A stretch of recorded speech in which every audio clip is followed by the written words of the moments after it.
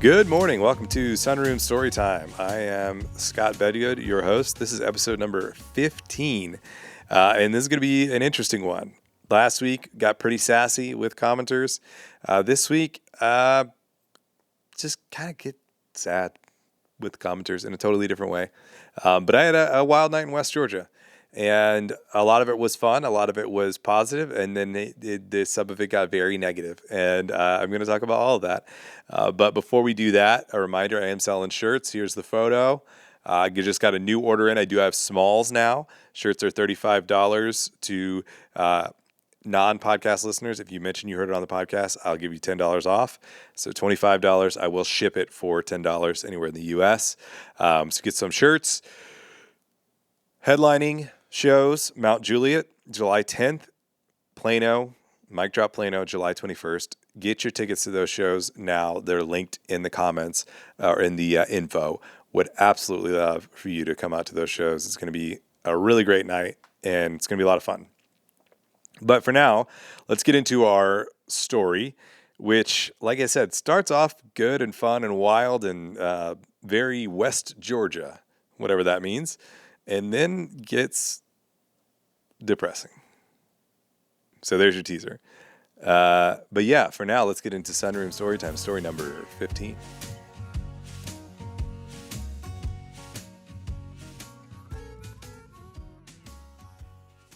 A wild night in West Georgia. I don't know. It sounded like a movie title or a song or, I don't know, something. A wild night in West Georgia. I like that title. It's also a very good description of the night I had on Friday night in Carrollton, Georgia, which is in West Georgia on the border of Alabama and Georgia, or at least close by the border. Pretty rural area. Carrollton is a town of about 28,000 people. But boy, it had some character, or at least the show and the crowd and the people involved. It was all so interesting, so strange, and worth talking about. And let me just tease to the end here. You're going to want to listen to the end because it takes a turn. It takes a turn. So the beginning of it is I use a platform called Gig Salad, which is where I book mostly corporate gigs, things like the show in Montana that I did a couple weeks ago, things that are usually like a company having a party or a civic event or things like that. So things where they need a corporate type comedian. But sometimes other people use it. And in this case, this guy named Brent, he owns this Carver Event Center in Carrollton, Georgia. And he wanted to have a comedy night. And obviously, he didn't know comedians or whatever. So he somehow finds Gig Salad, finds me on Gig Salad. I reach out and we start having a conversation. We get on the phone and we talk about what he's looking for. And I say, yeah, you know what? I can actually do that. I can, I'll headline, I'll book two other comedians. I'll book a host and a feature. I'll pay them. You pay me the one fee. I'll pay them out of my fee. And then we'll promote it together. It'll be great. This is the idea that we're going with. He's on board. He's excited. He doesn't know a lot about how to produce or promote or anything comedy shows, and so I'm going to help him along the way, and it's going to be awesome. And so Carrollton's about 2 hours from Atlanta, and I tried to book a few Atlanta comics that I know. One of them was like half in, half out, and then one of them, actually a guy named Mookie G, who was connected to me from Jason Hedden, who runs Panama City Comedy. If you remember, I did shows in Panama City recently. Jason is a guy I trust a lot, and he was like, you should book Mookie G, and I did. And by the way, shout out Mookie G. I'm going to bring you up several times, but I want to say from the top, Mookie's the best. He's awesome. Book him. Go see his shows. Hilarious. And also good dude. But my other buddy from Atlanta, Ross, he was like half in, half out. And so he had some scheduling conflicts. So I was talking to Brent and I was like, yeah, I've got a feature. We're trying to figure out about the host, trying to figure out about the other things. And we had several conversations as in the planning stages. And then about 3 weeks out, we finally, get all this, everything else set. He was like, do you have the host booked or whatever? And I said, no, not yet, but it'll be fine. I'm not worried about whether it'll work out or not. And he goes, well, there's a local influencer here who maybe she can just host. She's funny. People like her, And in the comedy world, right now, that is a big, I would say, flashpoint, which is there's a lot of people who have gotten very famous on Instagram and Facebook for, or TikTok, for being funny on those platforms. And then what they've realized is, okay, I have several 100,000 fans on these platforms, maybe millions of fans on these platforms. And it's kind of hard to monetize that if you're just kind of doing advertisements or whatever. Like if you've built an audience based on your sort of authentic self, it doesn't sometimes go over well if you just start trying to do advertisements to make money. But it's like you've built millions of fans. How can you make money? Well, one way you can make money is you can sell tickets to shows. And so a lot of influencers are becoming comedians, and their first shows ever are selling out theaters. And that is a point of contention with sort of what we'd say maybe quote unquote real comics, in the sense that you can go watch these shows and they're not a lot of times very good, right? They're people who realize like, oh, it's a completely different skill going on stage and being funny versus being funny when I can edit a clip, or being funny when I can be sort of unfiltered on the internet. It's a completely different skill set. And so you have a lot of these influencers who are selling out shows and then being terrible, and people are having, not great experiences. Or, comedy clubs. They're like, I don't know if I've had these conversations with the comedy club bookers, because they're like, I know they'll sell tickets, which is the job, right? The job is to sell tickets, but they're not providing good experiences for the customers, so they don't come back. And so that is the background to when I hear like there's this influencer, he said local influencer. And I was like, okay, but she's just the host, so like probably okay. Well, then I look her up, Crystal Williamson, and she's not a local influencer. She's a national, global. I don't know. She has almost a million fans on Facebook and hundreds of thousands on other platforms. So a combined following of over 1 million followers. And again, Carrollton is a town of like 28,000 people. So this is not a local thing. She is big time.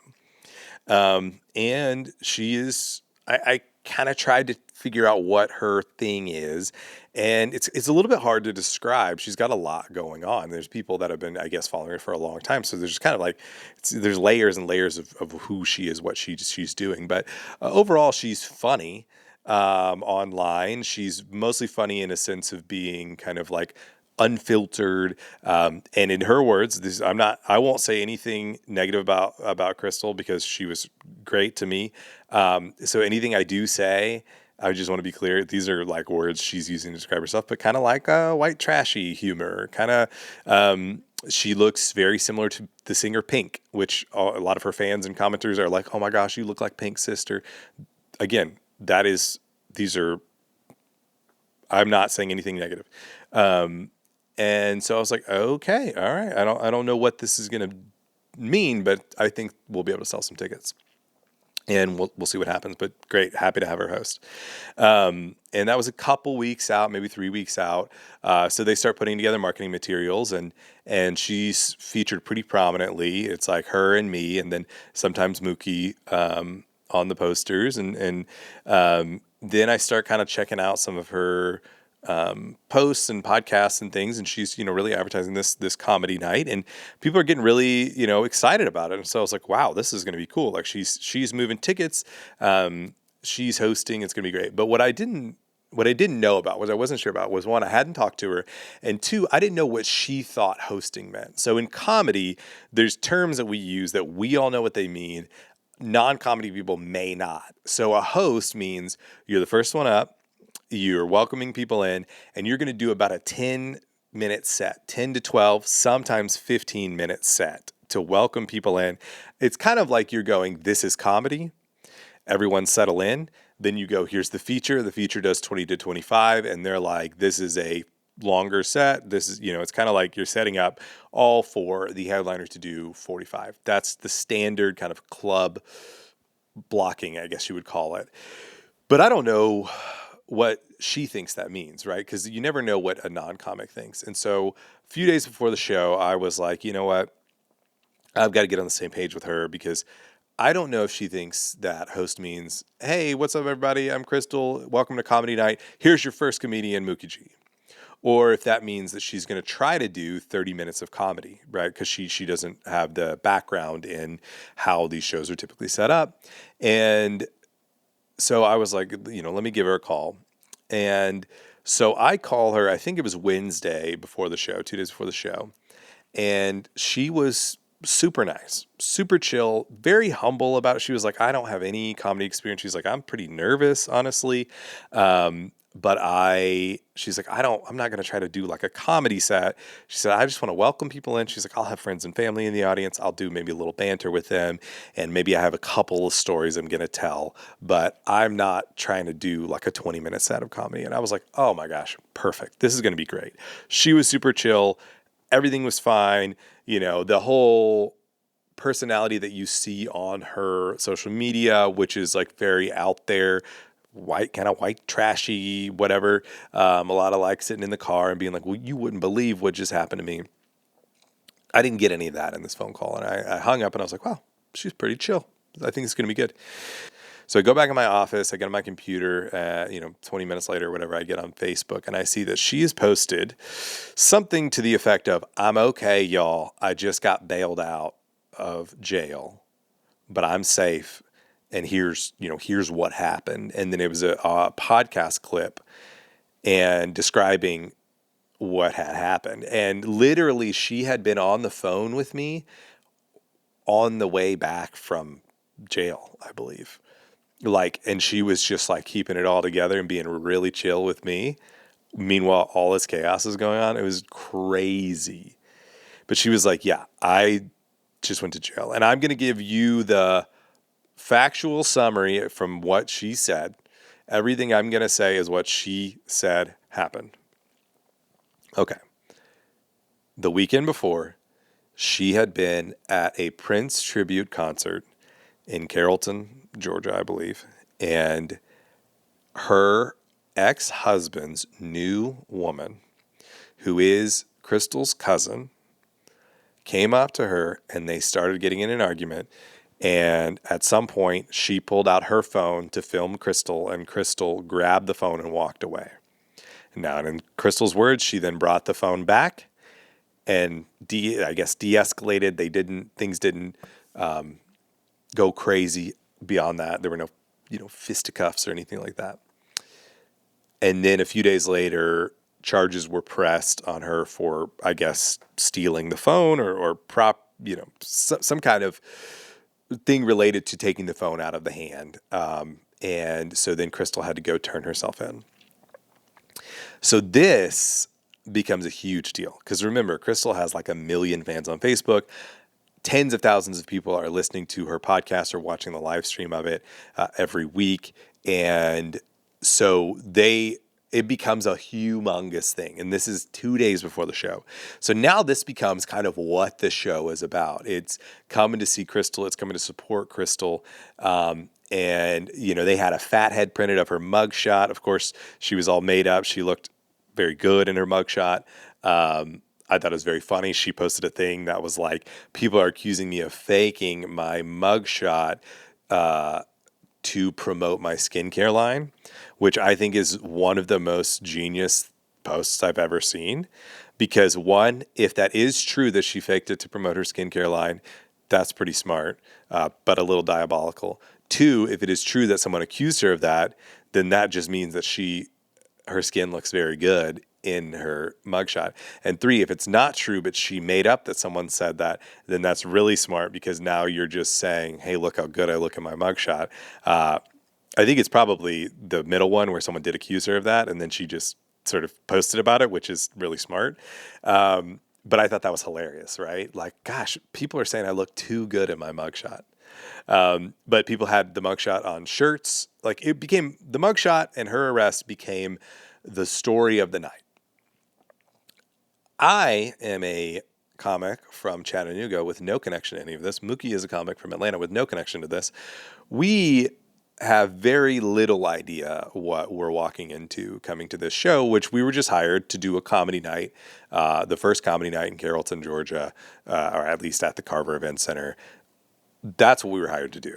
We had no clue this stuff with Crystal or anything like that, her following, her people, her whatever. But at the same time, that's what moved tickets, and that's good for all involved. So we were like, okay. So I drive down there and I pull in, and literally this event center is in a cemetery, in a graveyard. Like I thought I was in the wrong place. And then next to the event center is an old water park. So there's like a big swirly twirly slide and kids going down the slide, and then a graveyard, and then like there's a building, and that was where the event center is. And the other side of the building was a really old middle school. It was one of the strangest situations. Mookie made it very funny from the top when he did his set. He was like, I've always wanted to do a show that is in a graveyard next to a water park, next to an abandoned school. This is my dream, very funny about it. He did a lot of like riffing on it. It was hilarious. But when I walk in, I realize like, okay, this is like very much about Crystal. And again, I want to be clear. That's fine. She sold the tickets. That's what people want to see. But maybe if we'd have known this, we could have just made the show, hey, why don't we just have Crystal talk for 30 minutes and then me and Mookie will do 20 minutes and, whatever, right? But the show's already set the way it's set. We set it as a regular comedy show. And so they did a live stream before the show. And then Brent, when I had talked to him, he had been very enthusiastic, and he had a lot of different ideas for what he could do for the show. And he was saying things like, oh, maybe we'll have a photographer, maybe we'll have somebody film it, like really high quality filming. And I was like, dude, comedians would love to have a really high quality tape. That's great. And he was like, yeah, maybe we'll live stream it. And I was like, okay, sure, live stream the show. This was before I think I knew about this 1 million person audience. So I was like, okay, yeah, live stream the show, maybe. But in comedy, you hear a lot of people with big ideas when it comes to shows, and then cost and logistics and things get in the way, and then they don't really come through with a lot of those. So I've just learned to be like, that'd be great if you could do that, When I get there, I realize he's pulled all of this off, right? They've got a professional quality camera. They've got a live stream set up. He's like, we're going to live stream a show. And I was like, oh, I don't know. I don't know if I want that, right? I'm working on this headlining set that I'm doing, and I feel pretty good about it, but I don't know if I want that because I don't know what this audience is going to be like, right? I don't know if it's going to be a hot audience. I think there were maybe 150 people there, but they had it set up as tables instead of rows, so people were spread out. There was a disco ball, a giant disco ball, because this is like a wedding venue normally, and the disco ball was lit the entire time. The stage lighting was very not solid. So I was like, oh, I don't know if I want this just out there. Because I don't think this is going to be like the most ideal set ever. But I mean, I don't want to rock the boat. I was like, okay. I told Mookie. He was like, oh, okay, we're live streaming this thing. But again, I'm like, I don't know how many people are going to watch a live stream of a comedy show in Carrollton, Georgia. I don't know. So before the show, it's like 5 minutes before the show starts, Crystal gets the microphone to do like a sound check, and then she just starts doing stuff. She's out amongst the crowd. She's walking from table to table. She's interviewing people. She's being like, what are you here for? How do you, and she knows most of the people. And she goes, it's so-and-so's birthday. Everybody sings happy birthday. And Mookie and I are in the corner like, okay, I've never had a show start with a happy birthday. And I was like, Mookie, I genuinely don't know if this is her set and she's going to call you up on stage in 30 seconds or if she's going to do a set later. She's talking to other people. It's somebody else's birthday. They all sing happy birthday again. She goes around. It's somebody else's birthday. We get 3 happy birthdays before the show starts. That's a first. So then after about 5 minutes of crowd work, she goes, all right, I'm going to put this microphone up and then I'll be up on stage to start the show in a minute. So Mookie and I are like, oh, okay, so that wasn't even the show. Perfect. Even better, And so we we're just chilling. She goes up and she starts doing her set. And it was, she had the crowd. The crowd loved her. They were so excited for her. And she's just kind of telling stories. And most of her stories are from the fact that she just got out of jail. So she's telling stories about being in jail for, 10 minutes. And it's funny. It's not necessarily a comedy set. It's just funny stories. It's her being funny, but people love it. And it's great. But it is very different than what Mookie and I are used to doing and what we're kind of hired to do, which is telling jokes in a stand-up comedy kind of way. This is more like everyone's here for Crystal. Here's Crystal being Crystal. Great. I don't know how long she does, maybe 10 minutes, maybe more. She calls Mookie up, and Mookie does great because he's hilarious. And he had, he's a black guy. There are a few other black people, but, mostly kind of a white Carrollton audience. And so he can really play on that and really play on the fact that we're in a graveyard and, all the stuff. And he does great. First, 5 to 7 minutes of his set were just hot. The crowd was loving it. But that was when he was kind of riffing, right? There was some crazy stuff going on in the audience, and he did a great job with all that. But then I could tell, when he got into material, it waned a little bit because it kind of was like, that's not what they're here for. I don't know. But anyway, it's my turn. I go up there. I do my set. I do 45 minutes. Most of it was really good. The audience was very engaged. I was trying a couple different things in my set. One of them was this longer story, and it didn't work. I'll just be honest with you. It didn't work. I'm going to have to drop it, refigure it, figure out what to do in that section of my set. But it did not work, but that's fine. I did 45 minutes. Most of it did work. Ended on a strong note. People were really happy about that. It was great. Honestly, the set went well. I was very happy with just how the show ended up, even with all the weirdness, even with the graveyard, even with, the happy birthdays, even with all that. I was like, this went really well. After the show, weird thing, they didn't turn the house lights on, so it's just kind of dark, and there's just kind of like a disco ball. But people still came up. I sold several shirts. A lot of people were really excited to meet me, to talk to me and Mookie, thank us for coming, tell us that we did great. They were so excited to have the show there. People were really encouraging. A bunch of people followed me on Instagram, probably 10 or 15 people out of the people that were there. Overall, I was like, this was, for as weird as it was, a good show, and I'm happy with it. And then after the show, I was talking to Brent, and I go, yeah, it seemed like a really good show. He goes, yeah, it was awesome. And he was like, yeah, I'm really happy with it. And he goes, we had 1,000 people on the live stream. And I said, what? He goes, yeah, we had 1,000 people on the live stream. And I was like, man, I'm assuming a lot of them dropped off after Crystal was done. And he was like, yeah, I don't know, maybe. And I don't know how many of them did drop off, but I will say it became very clear that they were there for Crystal. And they were a little bit there for Mookie, but they were not there for me.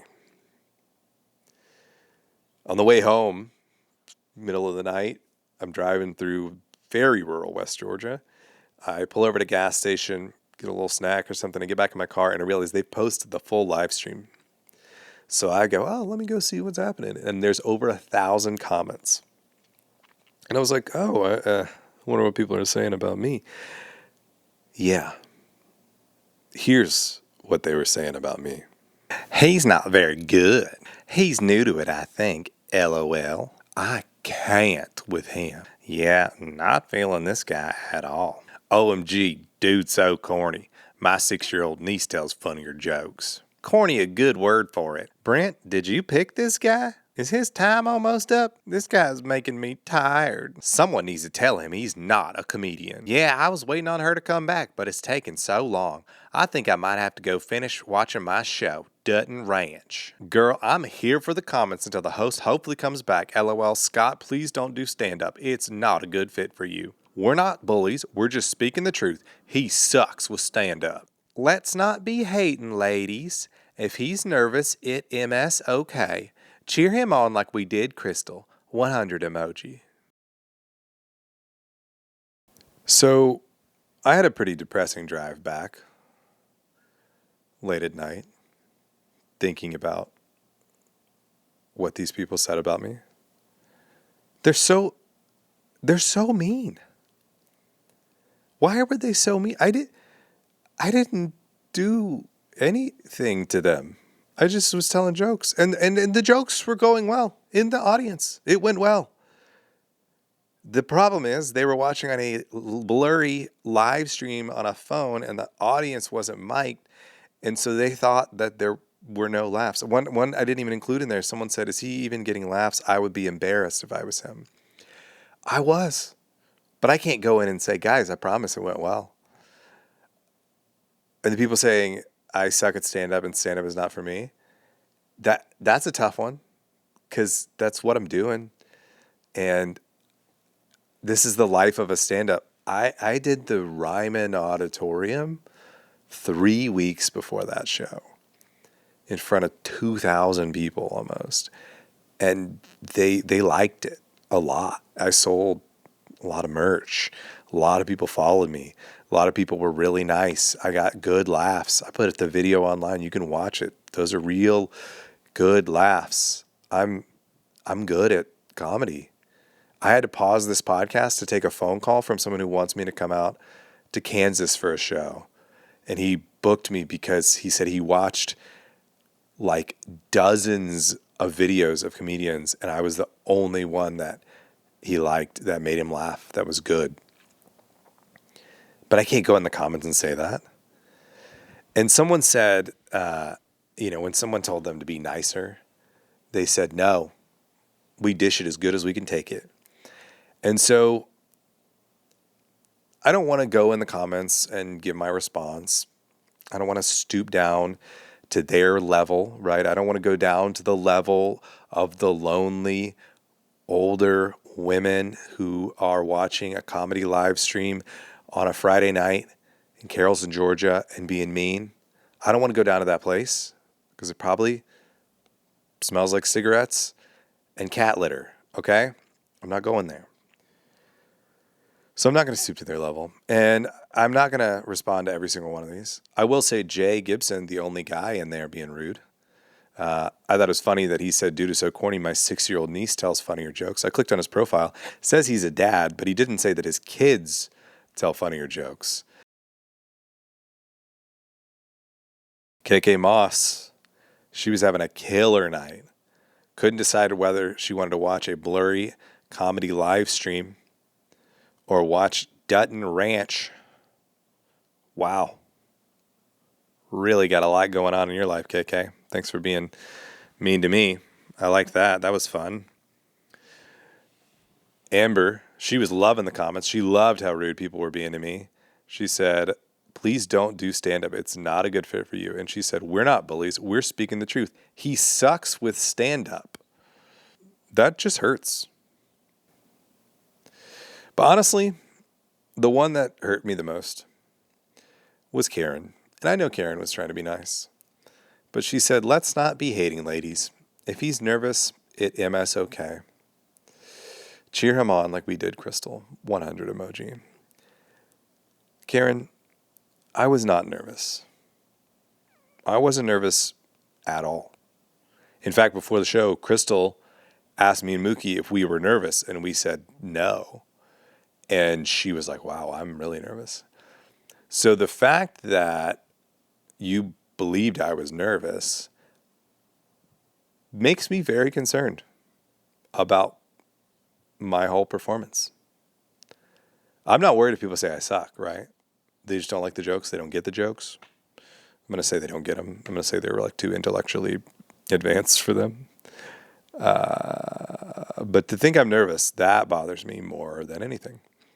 Because I wasn't. But I apparently came across that way on a blurry live stream to these lonely women and Jay. And this sucks. It sucks because it's only 12 people out of now like 50,000 people have watched this live stream. Only 12 people have made these comments, and they made a lot of them. But it made it feel like people didn't like what I was doing. It made me feel like I suck.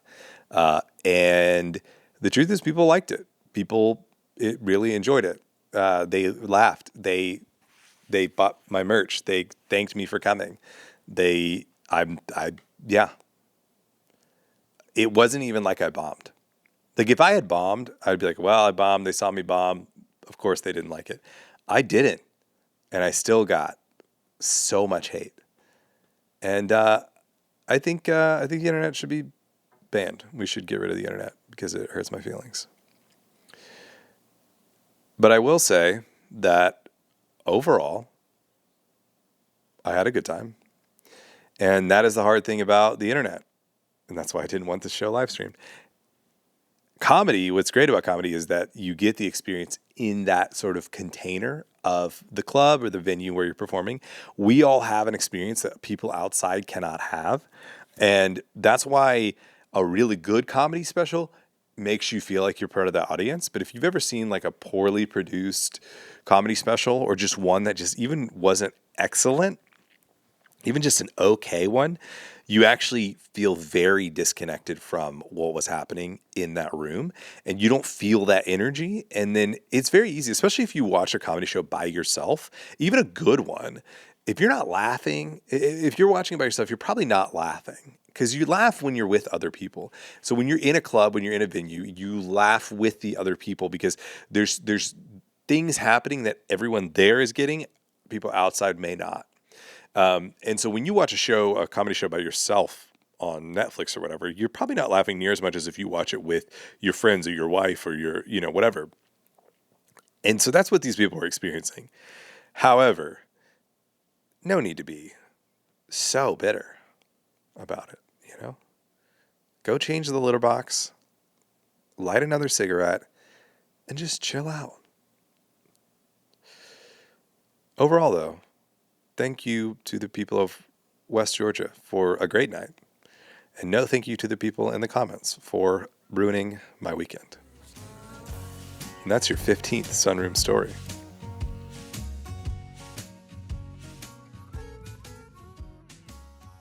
All right, I'm going to switch gears a little bit, talk about something, well, actually it ends up kind of being sad, but I want to talk about the American chestnut tree. Because this is Wiki Wondering, and Wiki Wondering today is what happened to the American chestnut tree.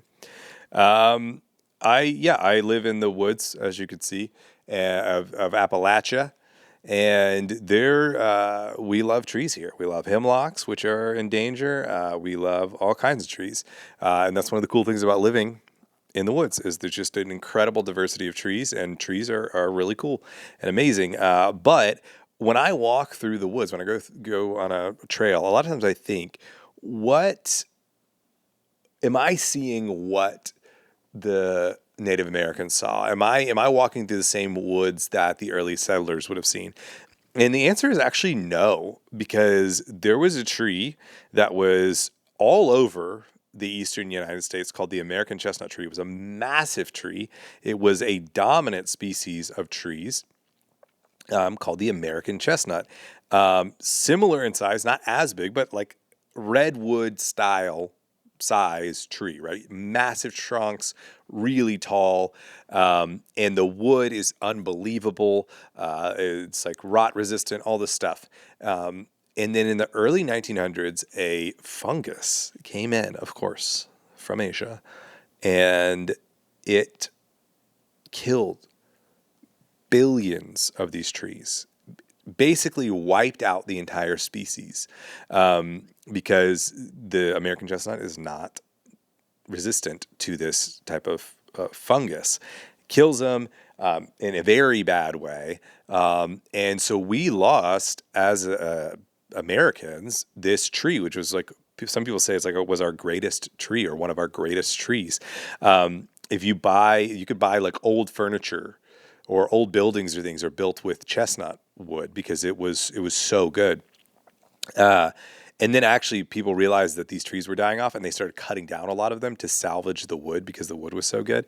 And so we lost basically all these trees. They basically almost don't exist anymore. There's a few left, and they stand out, like in Maine. And I think they said there's like one little 600 to 800 of them in northern Michigan, kind of randomly. That's not even their original range, I believe, historical range. But there's huge efforts to try to bring them back. They've like crossbred them with the Asian chestnuts, which are resistant to this fungus. But it's going to take forever. It's going to take generations to potentially bring these things back, even though they are fast growing trees. Trees obviously take a long time to grow. But I just thought that was really fascinating, really interesting. The people that are dedicated to saving something like this, it's like they won't even see the long-term benefits, right? Because having a tree like this would be massive for the the environment of Appalachia, but then also like if there are enough and we can actually start using the wood again, like it's really great wood and you can build really solid things and all that stuff. So there's just a ton of benefit, but I just thought that was really interesting. So that's our Wiki Wonder in today, which is I'd heard a little bit about the American chestnut, and I was like, wait, what happened to it? Like, where did it go? And just thinking about how different even just the woods are today than they were 200 or 300 years, even 150 years ago, actually. And even if you live in the South, you see like the kudzu in the summer, right? That just covers everything, right? That's an invasive species too. That wasn't here. So it is fascinating how things change even in the woods where you think like, oh, this is what people saw 150, 200 years ago, 300, 500 years ago. No, it would have looked very different. I just think that's really cool. So we got shows coming up, big shows. Don't listen to the commenters. I don't suck at comedy, and I'm not quitting. I'm with Brian Bates. I'm hosting for Brian Bates of the Nate Land / Public Figures podcast at the Comedy Catch here in Chattanooga on July 9th. I'm headlining in Mount Juliet July 10th. Please buy tickets to that. I'm really excited about that. It's going to be an incredible show with Jay Flake and Bryn Daniels. And then July 21st, Mic Drop Plano. Massive deal. I really need to start moving more tickets. I've been moving tickets, but I need to keep going. And that will be with Kevin Deanna and Michael Pasfar. Super pumped about that. That is going to be an awesome show. And I really would love for everyone to come out to that one. And then, I've got other stuff. I've got shows with Big Rich Brock. I've got shows with Chris D'Elia. And I might have one coming up here in Kansas in the fall. We'll see if I can close that deal. But it's looking pretty good. So thank you for joining me on Sunroom Storytime.